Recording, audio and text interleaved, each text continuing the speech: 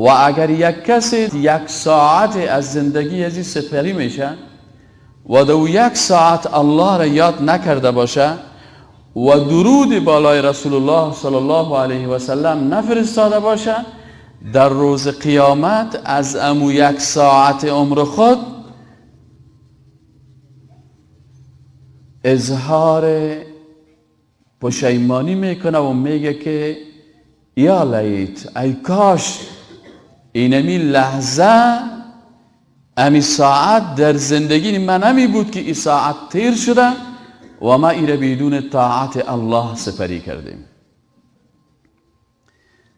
پس از والعصر درس میگیریم که انسان مسلمان 24 ساعت تقسیم اوقات منظم باید داشته باشه.